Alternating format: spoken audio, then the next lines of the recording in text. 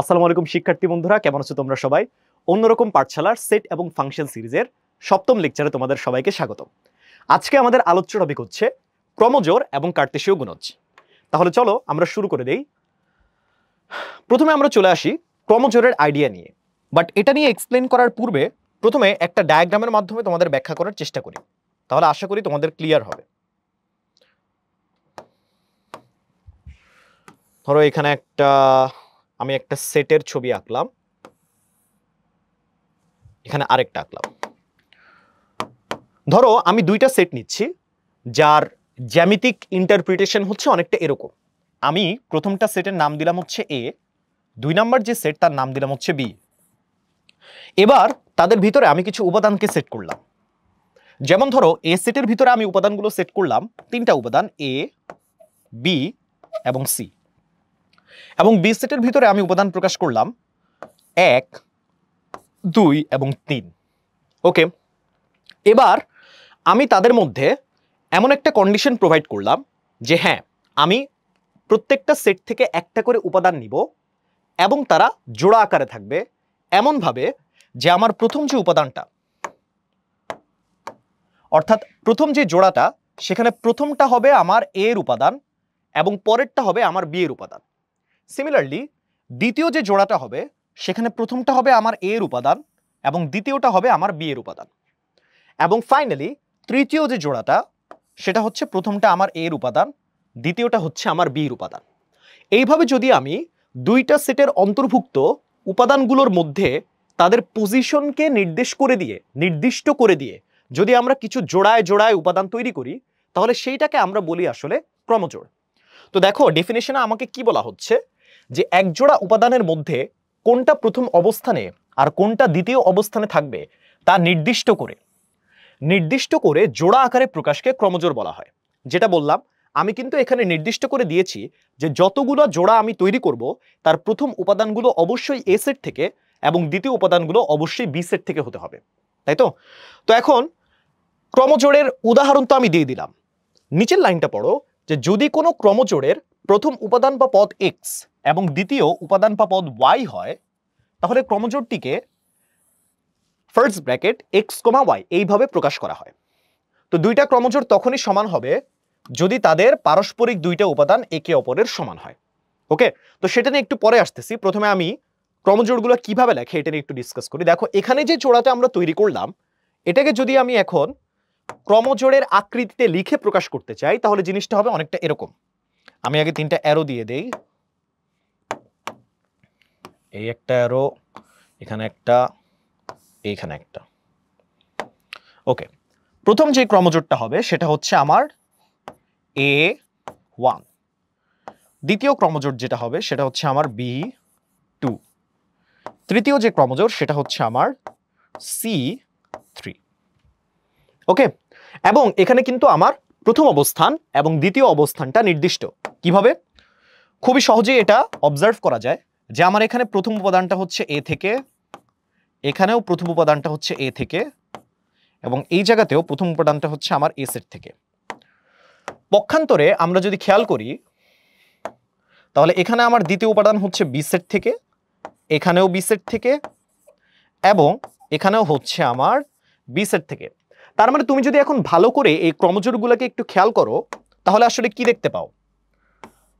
আমরা কিন্তু এখানে অবজার্ভ করতে পারতেছি যে আমার ক্রমজোড়গুলোর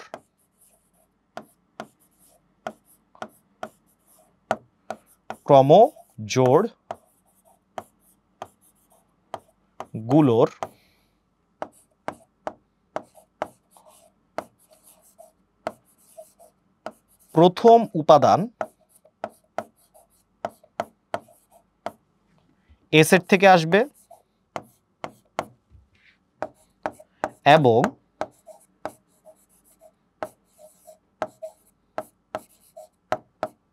দ্বিতীয় যে উপাদান সেটা বি সেট থেকে আসবে। দেখো আমরা কিন্তু এখানে পুরো শর্তটা এখন ডিফাইন করে দিয়েছি। এইটা হচ্ছে আমাদের ক্রমজোড়ের বেসিক সংজ্ঞা বা আইডিয়া। বাট ম্যাথ করার জন্য মোস্ট অফ দি টাইম আমাদের যে জিনিসটা দরকার হয় সেটা হচ্ছে এই রিলেশনটা।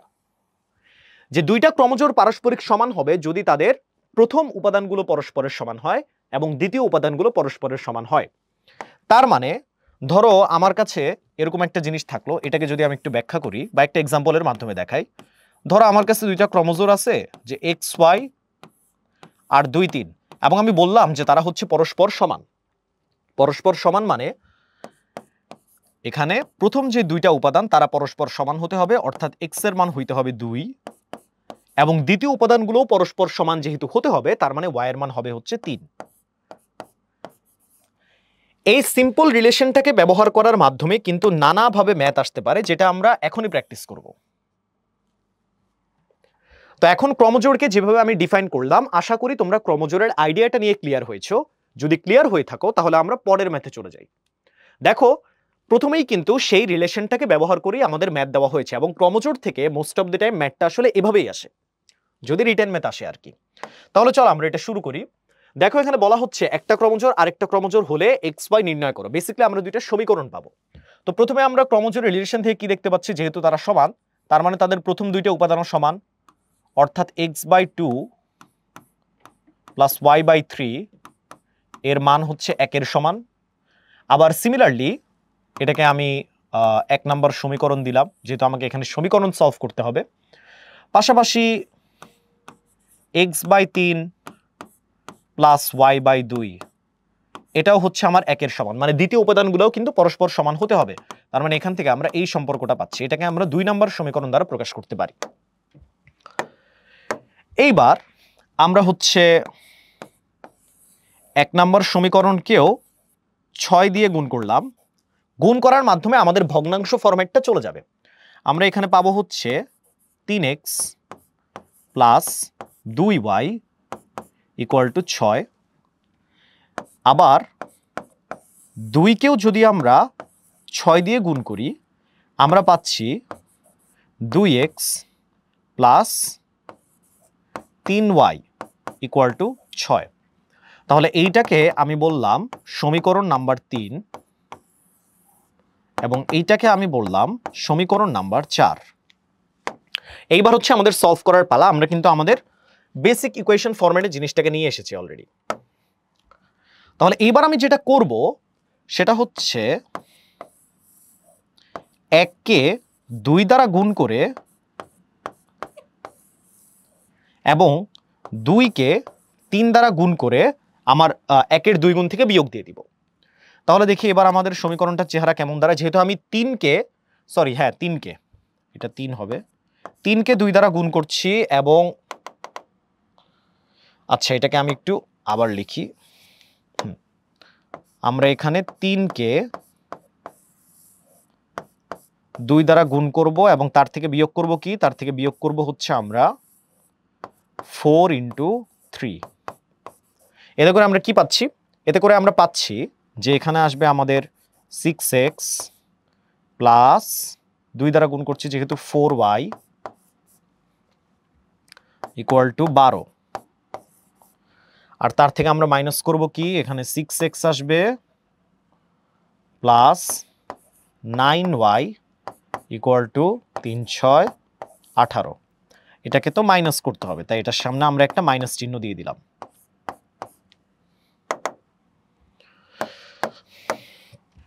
একটা লাইন ড্র করি।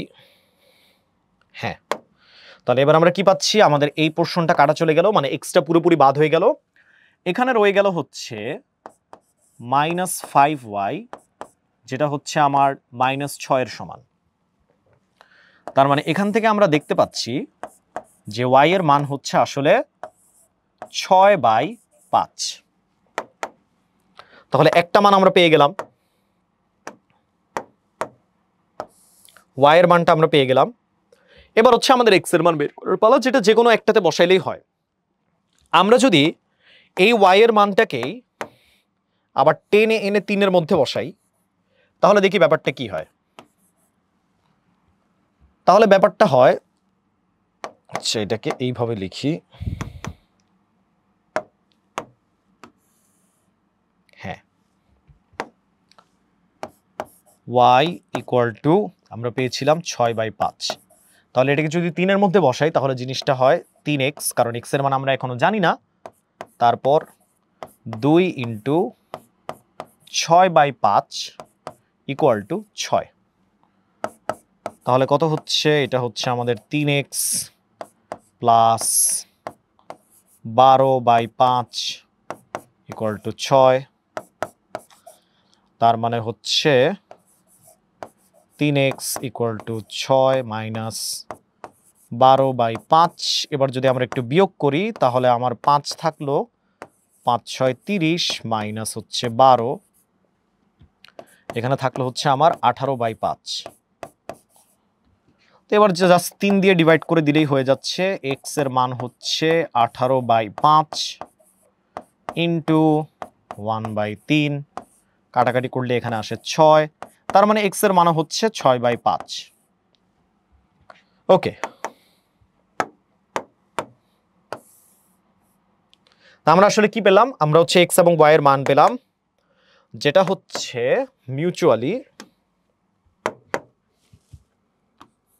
x এর মানও হচ্ছে 6/5 এবং y এর মানও হচ্ছে 6/5। এটাই হচ্ছে আমাদের আনসার। এই তো। সো আশা করি বুঝতে পেরেছো। এইভাবেই আসলে ক্রমজোড় থেকে তোমাদেরকে ম্যাথ সলভ করতে দিবে এবং এই রিলেশনটা ব্যবহার করে, মানে সমানের রিলেশনটা ব্যবহার করেই কিন্তু তোমাকে ম্যাথটা সলভ করতে হবে। ওকে, তাহলে আমরা নেক্সট ম্যাথে চলে যাই। এখন আমরা চলে আসি কার্তেসীয় গুণজে। তো ক্রমজোড়ের সাথে এটা ডিফারেন্সটা কি? প্রথমে আমরা ডেফিনেশনটা একটু পড়ি, যে কোনো দুটি সেটের উপাদানগুলো দ্বারা যদি ক্রমজোড়গুলোর সেটকে কার্তেসীয় গুণজ সেট বলা হয়, যে কোনো দুটি সেটের উপাদানগুলোর মাধ্যমে। এবং যদি আমরা সেট গঠন পদ্ধতিতে একটু দেখি, সেট গঠন পদ্ধতিতে যদি আমরা একটু দেখি তাহলে a ক্রস b এর মান হচ্ছে xy such that x belongs to a এবং y belongs to b। তাহলে এখানে দেখার বিষয় যে কোনটা আসলে আমাদের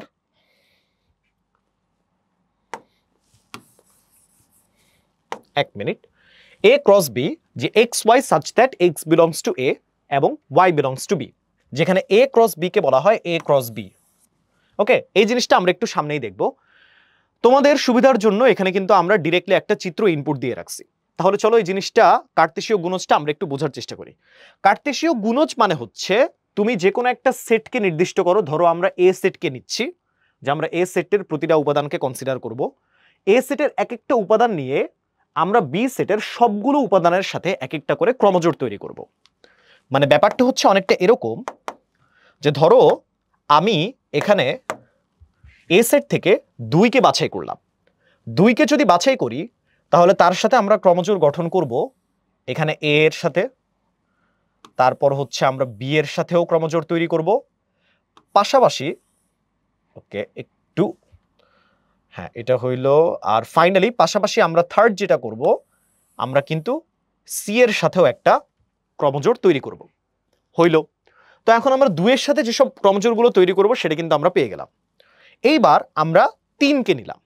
3কে যদি নেই তাহলে 3 এর সাথে আমরা বি এর যে 3টা উপাদান তাদের সাথে মিলিয়ে 3টা ক্রমজোড় আবার গঠন করব। তার মানে এখানে যদি আমরা বি নেই তাহলে 3 নেই, 3 নিলে আমাকে এ এর সাথে একটা গঠন করতে হবে ক্রমজোড়, তারপর হচ্ছে 3 আর বি এর সাথে গঠন করতে হবে আরেকটা ক্রমজোড়, আর ফাইনালি 3 এবং সি এর সাথে গঠন করতে হবে আমাদের আরেকটা ক্রমজোড়। তাহলে কয়টা হইল? 3 এবং 3 6। এ সেটের কিন্তু আরেকটা উপাদান বাকি পড়ে গেল, সেটা হচ্ছে 4। যখন আমি 4কে নিব ঠিক আগের মতোই এ বি এবং সি এর সাথে 3টা নির্দিষ্ট ক্রমজোড় কিন্তু আমাকে গঠন করতে হবে। তার মানে যদি আমরা 4 নেই, 4 নিলেও সেই ক্ষেত্রে ব্যাপারটা সেম, যে আমার এখানে এ এর সাথে একটা তৈরি হবে ক্রমজোড়, তারপর হচ্ছে আমার বি এর সাথে আরেকটা ক্রমজোড় তৈরি হবে, আর ফাইনালি হচ্ছে আমার সি এর সাথে আরেকটা ক্রমজোড় তৈরি হবে এখানে। ওকে, সো বেসিক্যালি কার্তেসীয় গুণজ এই জিনিসটাকেই ডিফাইন করে যে যখন কার্তেসীয় গুণজ আমরা করব, দুইটা সেটের মধ্যে যে কোনো একটা সেটের প্রত্যেকটা উপাদানের সাথে অপর সেটের সকল উপাদান দিয়ে যতগুলো ক্রমজোড় গঠন করা যায় ততগুলো ক্রমজোড় নিয়ে আমরা একটা সেট গঠন করব। এটাই হচ্ছে আমাদের কার্তেসীয় গুণজ সেট। তো এই ক্ষেত্রে আসলে কার্তেসীয় গুণজ সেটটা কি হবে, এটা রিপ্রেজেন্টেশনটা প্রথমে আমি ক্রমজোড়গুলোকে একটু আলাদা আলাদা করে দেখিয়ে দেই। যে সেট 2 এর সাথে আমরা যে ক্রমজোড়গুলো তৈরি করলাম সেগুলো হচ্ছে এই ক্ষেত্রে এটা হচ্ছে আমার, আচ্ছা যে কালি দিয়ে তৈরি করছি ওটা দিয়েই লিখি তাহলে ভালো হয়। হ্যাঁ, এখানে আমার যে ক্রমজোড়টা হবে সেটা হচ্ছে 2a, এখানে যে ক্রমজোড়টা তৈরি হবে সেটা হলো 2b, আর ফাইনালি এইখানে যেটা তৈরি হবে সেটা হচ্ছে আমার 2c। তিনটা ক্রমজোড় 2 এর মাধ্যমে আমার তৈরি হয়ে গেল। এবার হচ্ছে 3 থেকে আমরা কি কি ক্রমজোড় পাচ্ছি। 3 থেকে আমরা যেগুলো পাচ্ছি সেগুলো হচ্ছে এইখানে তৈরি হবে 3a, তারপর এই জায়গায় তৈরি হবে 3b, আর ফাইনালি এটাতে আসে হচ্ছে আমাদের 3c। 3 থেকে আমরা 3টা ক্রমজোড় পেলাম, টোটাল 6টা হইল। বাকি থাকে হচ্ছে আমার 4 দিয়ে কাজ। সো 4কে যদি নেই তাহলে এখানে আসতেছে আমাদের 4a একটা ক্রমজোড়, তারপর আমরা পাচ্ছি হচ্ছে 4b, আর ফাইনালি হচ্ছে আমাদের 4c। আরেকটা জিনিস লক্ষ্য করার বিষয় যে আমার সেট গঠন পদ্ধতিতে যে শর্তটা উল্লেখ করে দিয়েছে সেটা আমার এই ক্রমজোড়গুলো আসলে মানতেছে কিনা। খেয়াল করে দেখো, যখন আমরা সেট গঠন পদ্ধতিকে মেনশন করছি, প্রথম উপাদান মানে ক্রমজোড়ের ভিতরে প্রথম যে উপাদানটা সেটা কিন্তু অবশ্যই এক্স এর অন্তর্ভুক্ত উপাদান হতে হবে, এবং পাশাপাশি ওয়াই অর্থাৎ দ্বিতীয় যে উপাদানটা সেটা কিন্তু অবশ্যই বি এর অন্তর্ভুক্ত উপাদান হইতে হবে। এবং যে ক্রমজোড়গুলো আমরা এখানে গঠন করলাম টোটাল 9টা, প্রত্যেকটার ভিতর খেয়াল করে দেখো যে আমার প্রথম যে উপাদানগুলো প্রত্যেকটা কিন্তু আমার এ সেটের অন্তর্ভুক্ত, পক্ষান্তরে দ্বিতীয় যে উপাদানগুলো প্রত্যেকটা ক্রমজোড়ের সেগুলো কিন্তু আমার বি সেটের অন্তর্ভুক্ত।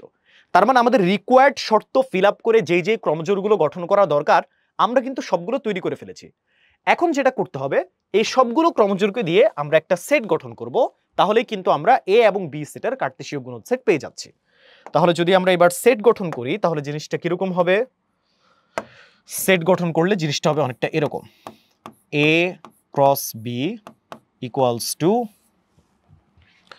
প্রথমে হচ্ছে আমাদের 2 দিয়ে যেগুলো আমরা বানালাম 2a 2b 2c, তারপর হচ্ছে আমরা 3 দিয়ে যেগুলো বানালাম 3a, তারপর 3b, আর তারপর হচ্ছে আমাদের 3c, আর ফাইনালি হচ্ছে আমরা 4 দিয়ে যেগুলো বানালাম। 4 দিয়ে কোনগুলো বানালাম? 4 দিয়ে বানালাম হচ্ছে 4a 4b 4c। এই তো যে 9টা আমাদের বানানোর কথা ছিল সেই 9টা কিন্তু আমরা বের করে ফেলেছি, এবং এটাই হচ্ছে আমাদের এ এবং বি এর অন্তর্গত কার্তেশীয় গুণজ সেট। ওকে, দেখো এর আকৃতিতে কিন্তু অনেকটা শক্তি সেট যেটা আমরা প্রিভিয়াস লেকচারে পড়েছিলাম তার সাথে কিন্তু অনেকটা মিলে যায়। একমাত্র যে ডিফারেন্সটা সেটা হচ্ছে শক্তি সেটের অন্তর্ভুক্ত উপাদানগুলো ছিল আমার এক একটা উপসেট, ওয়্যারএজ যখন আমরা কার্তেশীয় গুণজ সেট তৈরি করব সেখানে কিন্তু আমার সেটের অন্তর্ভুক্ত উপাদানগুলো হবে এক একটা কি, এক একটা ক্রমজোড়। ঠিক আছে, সো এই জিনিসটা খেয়াল রাখবা।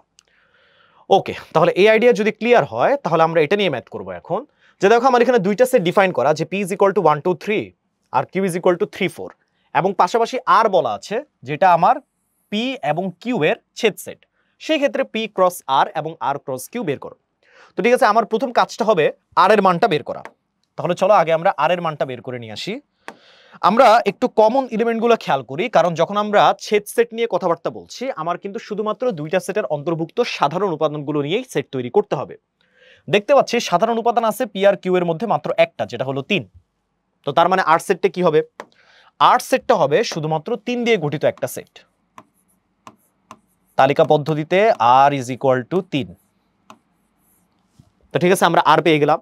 এবার হচ্ছে পি ক্রস আর এবং আর ক্রস কিউ কে বের করতে হবে।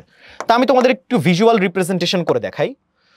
যে ধরো আমি এখানে 3টা সেট এরকম ওভাল স্ট্রাকচারে নিচ্ছি, এখানে একটা, পাশাপাশি হচ্ছে এখানে আরেকটা। ঠিক আছে, তা আমি হচ্ছে ধরো একটা নিলাম, এখানে এখানে আমি পি নিচ্ছি, এখানে আমি আর নিচ্ছি, এখানে হচ্ছে কিউ নিচ্ছি। তো পি এর মধ্যকার এলিমেন্টগুলোকে আমি দেখতেছি কি 1 2 3, 1 2 এবং 3।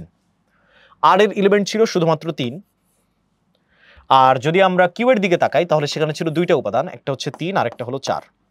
আমাকে প্রথমে বলা হচ্ছে পি ক্রস আর বের করতে হবে। তো ঠিক আছে, আমি এখানে একটা নোটেশন দিলাম যে পি ক্রস আর আমরা এখানে ডায়াগ্রামের মাধ্যমে দেখার চেষ্টা করব।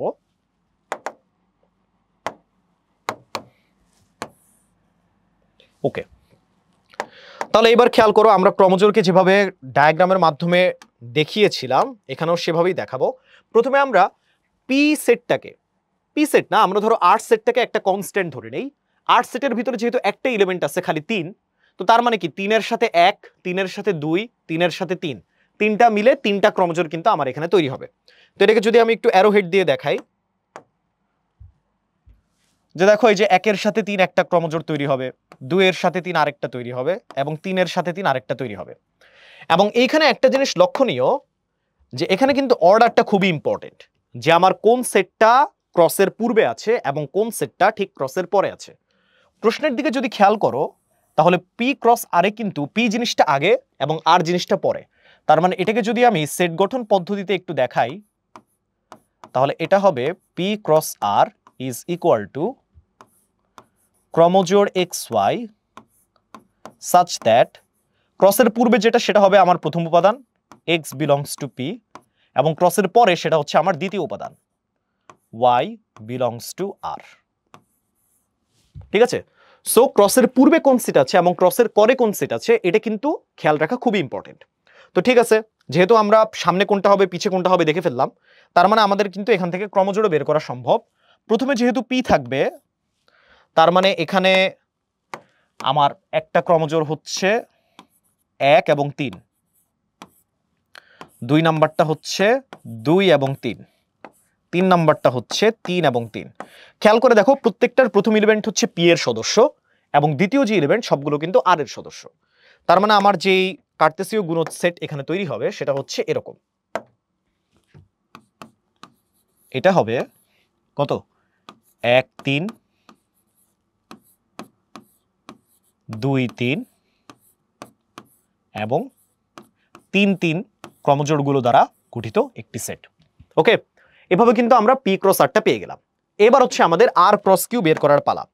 এখানেও অর্ডারটার দিকে আমরা একটু তাকাই, যে যখন আমরা আর ক্রস কিউ নিয়ে আলোচনা করতেছি তাহলে এই জায়গাকে যদি আমরা সেট গঠন পদ্ধতিতে প্রকাশ করি তাহলে জিনিসটা কেমন দেখায়।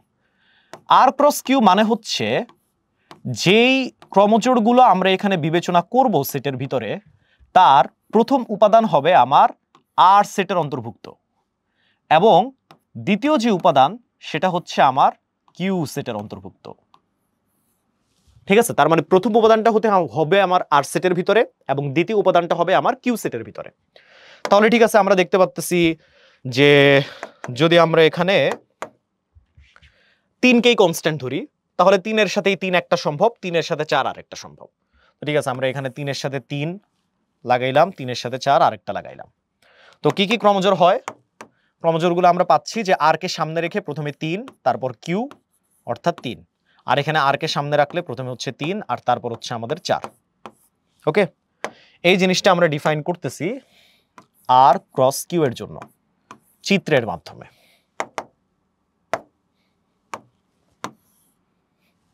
ওকে, তাহলে এটা যদি বোঝা হয়ে থাকে তার মানে তোমাদের এতক্ষণে বোঝা উচিত যে আমার আর ক্রস কিউ সেটটা আসলে কি হবে। আর ক্রস কিউ সেটটা আসলে হবে প্রথমে 3 3 এবং তারপর 3 4, শেষ।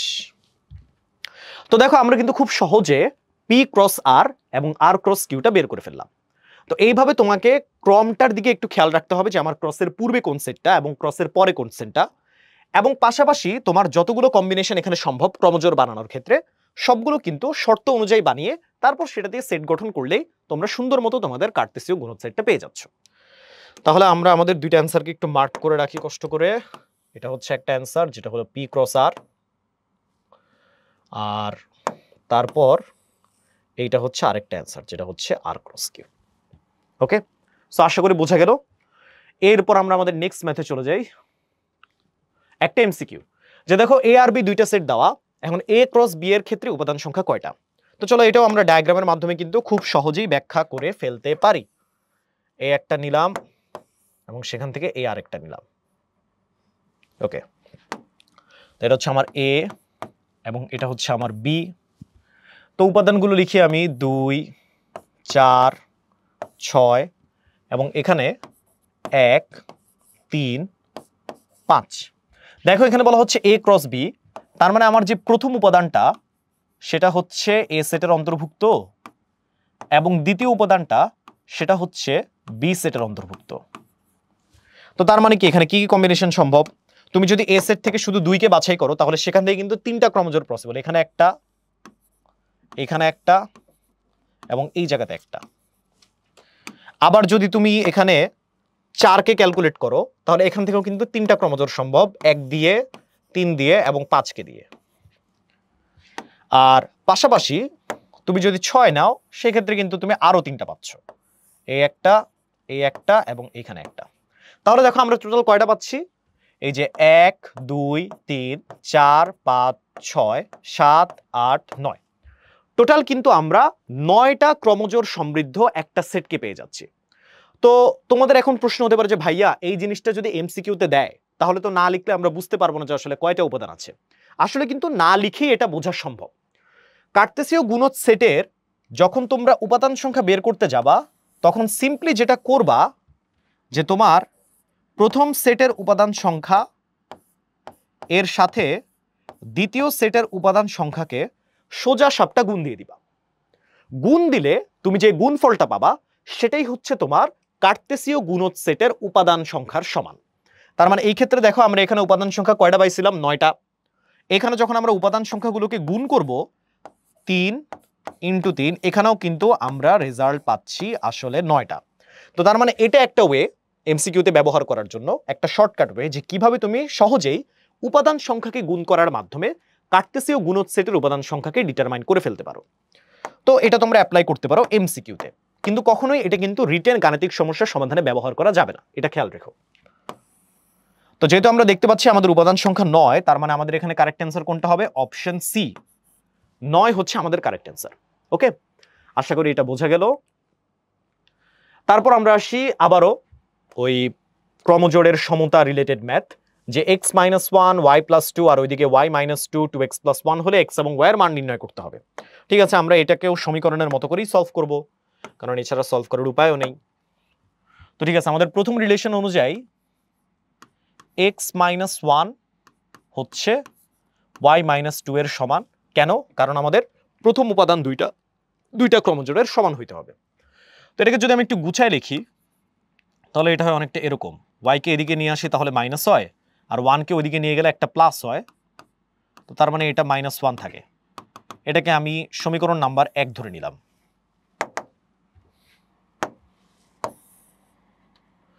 পাশাপাশি এবার যদি আমরা 2 নম্বর উপাদানটা নিয়ে একটু দেখি তাহলে এখানে বলা হচ্ছে যে y + 2 = 2x + 1, কারণ দুইটা উপাদান পরস্পর সমান হইতে হবে।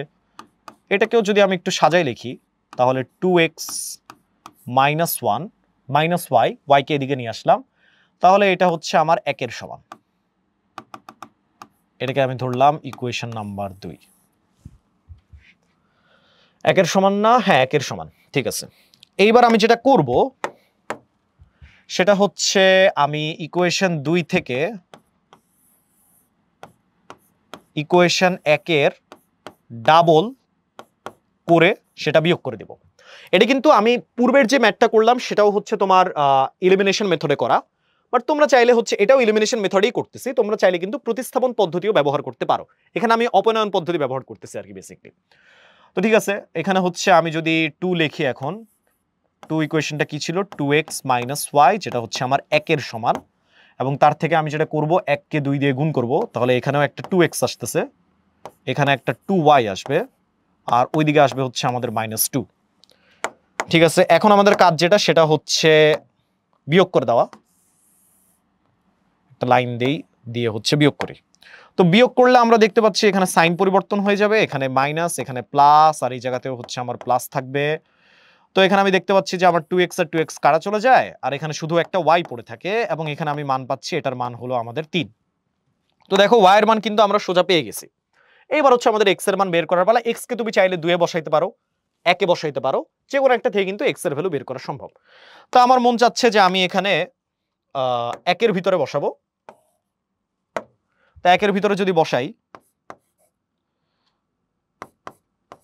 y ইকুয়াল টু 3কে যদি আমি একের মধ্যে বসাই তাহলে জিনিসটা কি হয়, জিনিসটা হয় x এর মান আমি জানি না, তাই x বাদ, এটা হচ্ছে 3 ইকুয়াল টু -1, তার মানে x এর মান হচ্ছে 3 - 1 অর্থাৎ 2। তো দেখো x এর মান আমরা পেয়ে গেলাম হচ্ছে 2, তাহলে কিন্তু এই যে আমাদের x এবং y এর ভ্যালুটা বের করা হয়ে গেল, অর্থাৎ x এর মান হলো 2 আর y এর মান হলো 3। শেষ, এটাই আমাদের আনসার। উপস, ঠিক আছে, আশা করি বোঝা গেল। খুবই সহজ ম্যাথ ছিল, ইভেন প্রথমটা থেকে সহজ ছিল। এটা একটু আমরা দেখি যে ax - cy আবার লেখা হচ্ছে a² - c², ওইদিকে লেখা হচ্ছে 0 ay - cx। এখান থেকে আমরা একই কাজ করতে হবে, x y এর মান বের করতে হবে। চলো আমরা সেম প্রসিডিউরেই আগাবো, বাট এখানে আমরা হচ্ছে প্রতিস্থাপন পদ্ধতি ব্যবহার করব, কারণ সামনের দুইটা আমরা অপনয়ন দিয়ে করেছি। তোমরা চাইলে অপনয়ন করতে পারো, তোমাদের ইচ্ছা। আচ্ছা, প্রথমত এখানে ax - cy যার মান দেখতেছি আমি 0, এটাকে আমি দিলাম হচ্ছে 1 নাম্বার। পাশাপাশি আমি দেখতে পাচ্ছি যে ay - cx a² - c², এটাকে আমি দিলাম হচ্ছে 2 নাম্বার ইকুয়েশন। ঠিক আছে, এখন হচ্ছে আমি যে কাজটা করব সেটা হচ্ছে প্রতিস্থাপন পদ্ধতিকে ব্যবহার করব। কিভাবে? যে আমি 1 থেকে প্রথমে এখানে যেটা করি y এর মানটা আমি আলাদা করে নিই। তো প্রথম কথা হচ্ছে আমি যদি cy কে ওইদিকে নিয়ে যাই তাহলে ax হবে cy এর সমান।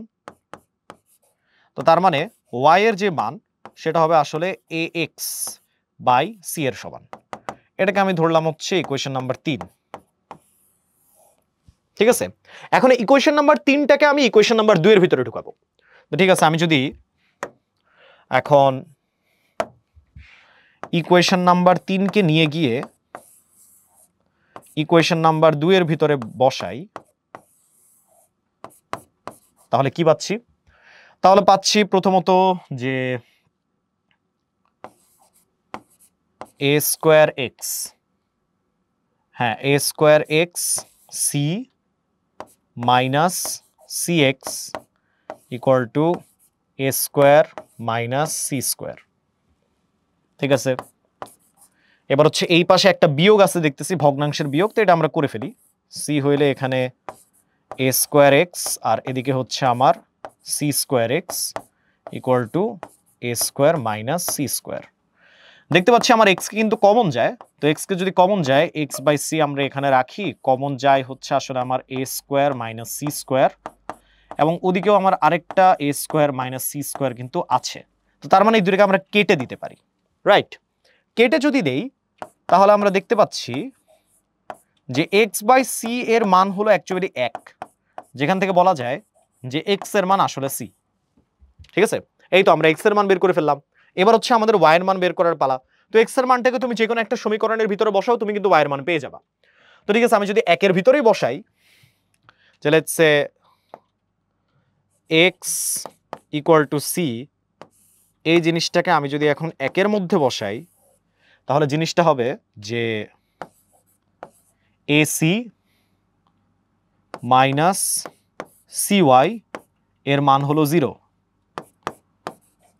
অর্থাৎ আমার y এর মান বের করতে হবে cy equal to ac, c আর c কাটা চলে গেল, তার মানে আমরা দেখতে পাচ্ছি যে y এর মান হচ্ছে a এর সমান। সুতরাং দেখো আমরা কিন্তু আমাদের x এবং y এর মান বের করলাম, এবং প্রথম দুইটা অপনয়ন পদ্ধতিতে করলেও আমরা কিন্তু এটা প্রতিস্থাপন পদ্ধতিতে করেছি। তুমি চাইলে কিন্তু যে কোনো সমীকরণ জোটকে অপনয়ন পদ্ধতি বা প্রতিস্থাপন পদ্ধতি অথবা বজ্র গুণন পদ্ধতি, যেটা হয়তো আপাতত তোমাদের প্রথম দিকে শেখানো হবে না, পরে হয়তো তোমাদের চ্যাপ্টার কোনোটাতে আছে, বজ্র গুণন পদ্ধতিও কিন্তু তোমরা ব্যবহার করতে পারো। যে কোনো তিনটা পদ্ধতির একটা করলেই তোমাদের ম্যাথের অ্যান্সার মিলে যাবে, এতে কোনো সমস্যা নাই। তার মানে আলটিমেটলি আমাদের অ্যান্সার যেটা হচ্ছে সেটা হচ্ছে xy ক্রমজোড়ের মান বের করতে বলা হয়েছিল, এটার মান হচ্ছে আসলে c, a, অর্থাৎ x এর মান হলো c, y এর মান হলো a। ওকে, এটাই হচ্ছে আমাদের টোটাল ম্যাথটা ছিল।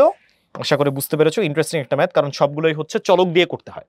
এটা একটু ডিফারেন্ট টাইপের ম্যাথ ছিল। ওকে, তাহলে এটা যদি হয়, এবার আমরা দেখতে পাচ্ছি যে এ আর বি দুইটা সেট দেওয়া এবং সিও একটা সেট দেওয়া, সেখান থেকে আমার এক ধরনের কার্টেসীয় গুণজ সেট বের করতে বলা হচ্ছে। খুবই সোজা সাপটা ম্যাথ।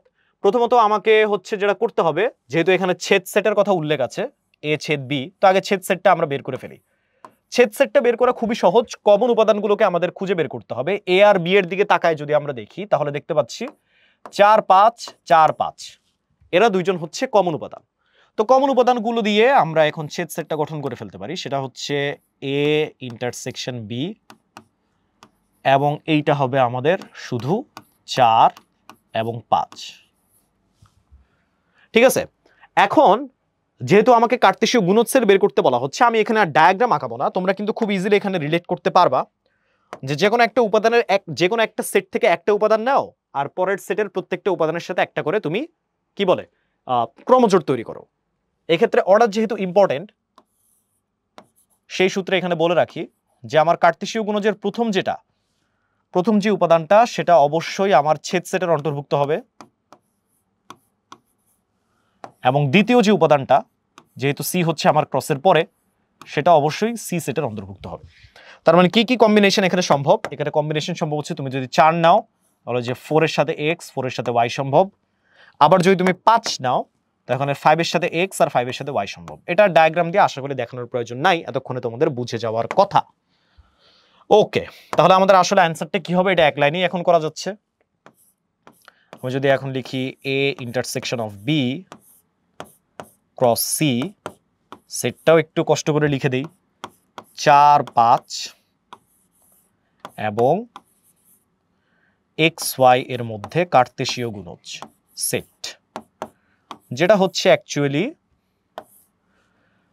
এ ছেদ বি এর উপাদানগুলো প্রথমে থাকবে। তার মানে প্রথমে থাকবে হচ্ছে 4, 4 এর সাথে আমরা নিচ্ছি x যেটা সি এর উপাদান, 4 এর সাথে আরেকটা কম্বিনেশন সম্ভব যেটা হচ্ছে y, y ও সি এর উপাদান। তার মানে আমাদের অর্ডার ঠিক আছে। পাশাপাশি এবার যদি আমরা 5 নিই, আরেকটা উপাদান অফ এ ইন্টারসেকশন বি, তার সাথে আমরা নিচ্ছি x যেটা সি এর উপাদান, আর ফাইনালি হচ্ছে 5 এর সাথে y, y হচ্ছে আমাদের সি এর উপাদান। এবং এই চারটেই কম্বিনেশন যেহেতু সম্ভব, তার মানে এই চারটা ক্রমজোড়কে যদি আমরা একটা সেটের ভিতরে আবদ্ধ করি, আমরা কিন্তু আমাদের রিকোয়ার্ড কার্তেশীয় গুণজ সেটকে পেয়ে গেলাম। উপস, হ্যাঁ, এইটাই হচ্ছে শেষমেশ আমাদের ফাইনাল আনসার। ওকে, আশা করি বোঝা গেল। তো এই ছিল মোটামুটি আমাদের ক্রমজোড় এবং কার্তেশীয় গুণজ নিয়ে বিস্তারিত আলোচনা। এগুলো নিয়ে আরেকটু বেশি ম্যাথ যদি তোমরা বই পড়ার পর প্র্যাকটিস করো এই স্লাইডের পাশাপাশি, তাহলে আমি মনে করব এই আইডিয়াটা তোমাদের পক্ষে ক্লিয়ার করা কোনো ব্যাপার না। তো নেক্সট লেকচারের পূর্ব পর্যন্ত তোমরা ভালো থাকো, সুস্থ থাকো, আবার দেখা হচ্ছে। আসসালামু আলাইকুম।